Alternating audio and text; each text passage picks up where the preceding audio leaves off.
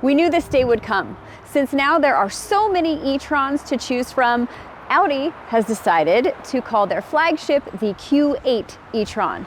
As well as the new name, it also gets a bit of a refresh.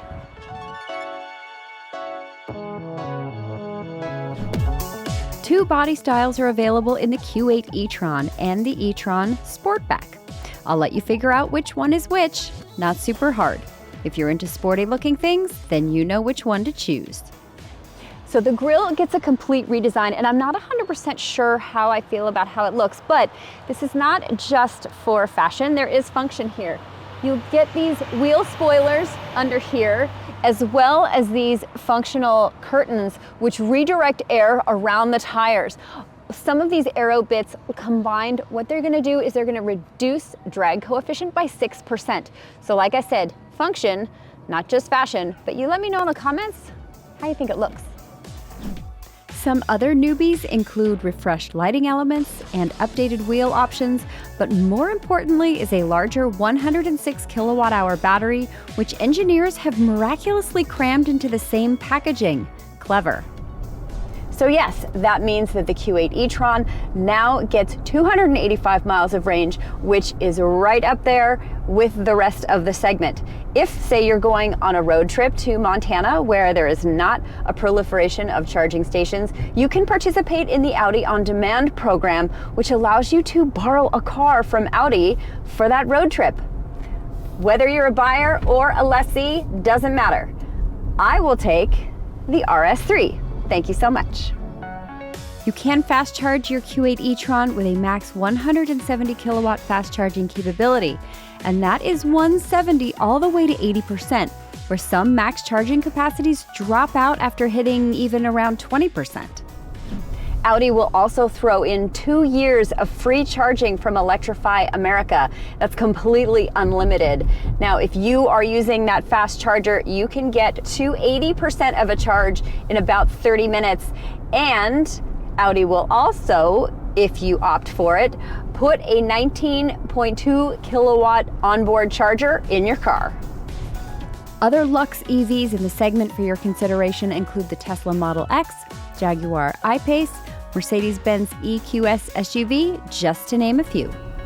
The Q8 e-tron, either the regular body style or the Sportback version, gets two motors, one that is mounted onto the front axle, the other that is mounted onto the rear axle. Now those combined are good for 355 horsepower and 414 pound-feet of torque.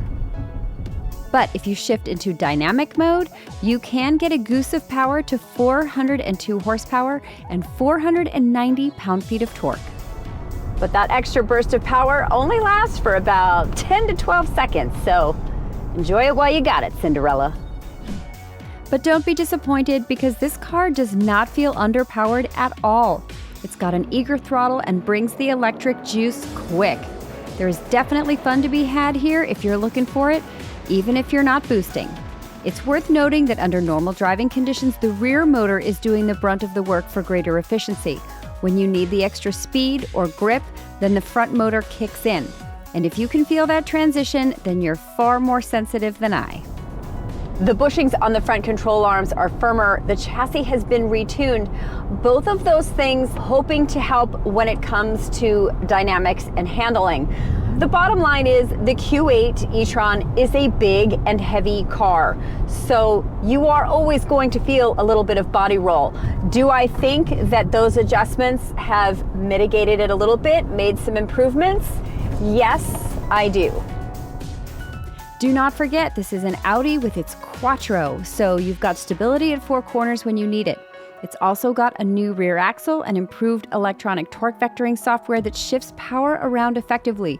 More torque on the correct wheel means better grip and handling, and the Q8 e-tron delivers that well. The Q8 e-tron now comes standard with an air suspension, and I gotta say, I really like the way that this rides. Super luxurious, very comfortable.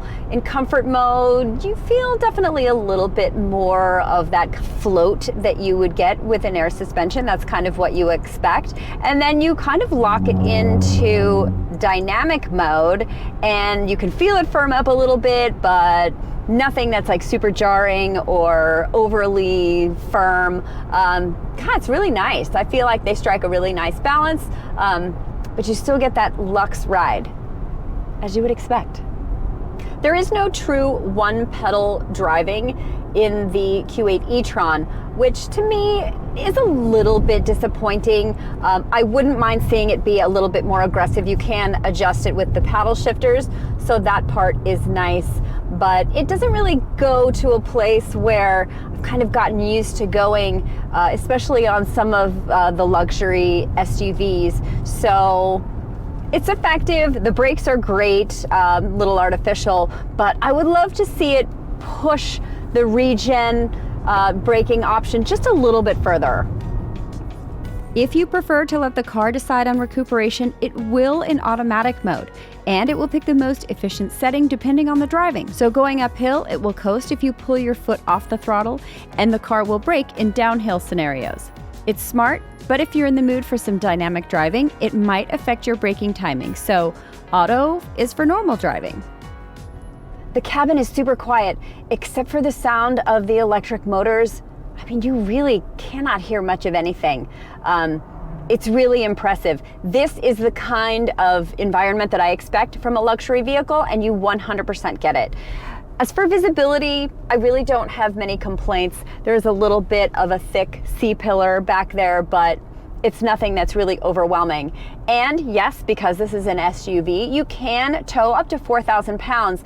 You know what? That's almost the body weight of the Q8, which is 5,600 pounds. Yeah, she's a big girl. Audi's also tweaked the steering ratio so it's more precise and dialed in. Overall, the Q8 e-tron is a stellar place to be. It's comfortable, quiet, powerful, and even a bit playful. This refresh has definitely put this vehicle in good stead with the competition. When it comes to the interior, Audi does not miss. I love the materials that they use.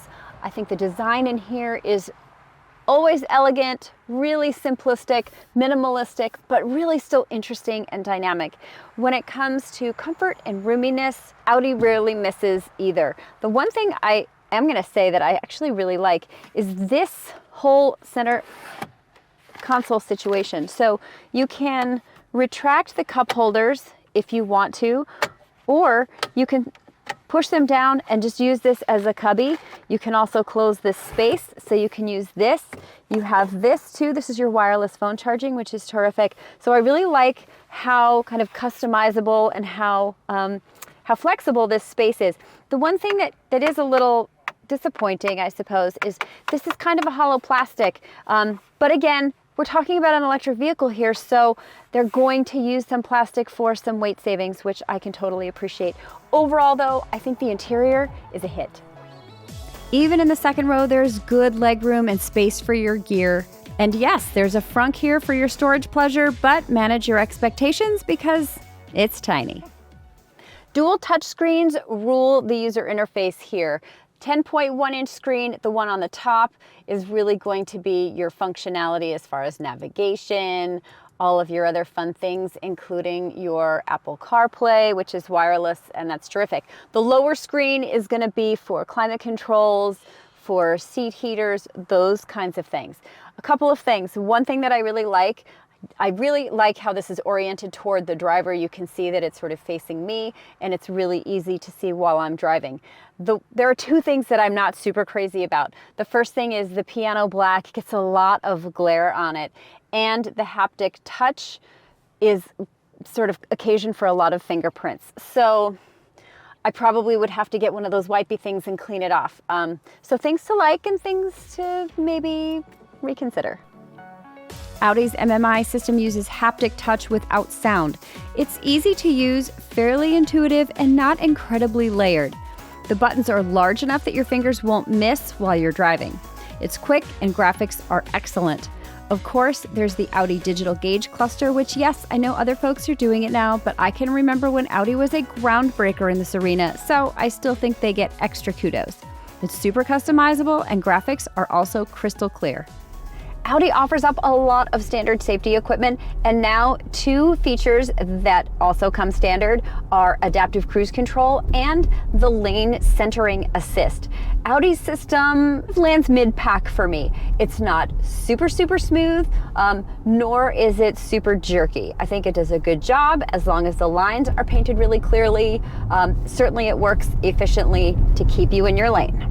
And it's great that it's standard, especially on a luxury vehicle. You kind of expect those things entry level.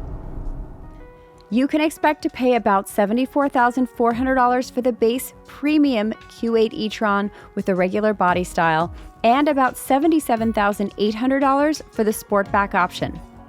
But even on those base trims, you'll get some great standard features like 20-inch wheels, that air suspension I mentioned earlier, heated leather power front seats, heated steering wheel, LED headlights, and 4-zone climate control. That's a lot of zones. If you feel the need to hit the Premium Plus level on either body type, added features include wood trim inlays, ventilated front seats, a top view surround camera system, and an upgraded Bang & Olufsen audio system. You can also opt for a package that gets you charge ports on both sides of the car. The Prestige and the Sportback Prestige go up after that, with the Sportback hitting at around $88,200 base price.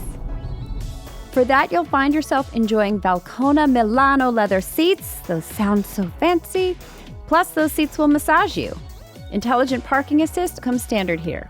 There's also a launch edition in both styles available that tops out at $91,950 and gets 22-inch wheels, black trim including mirror caps, and the grille comes in body color.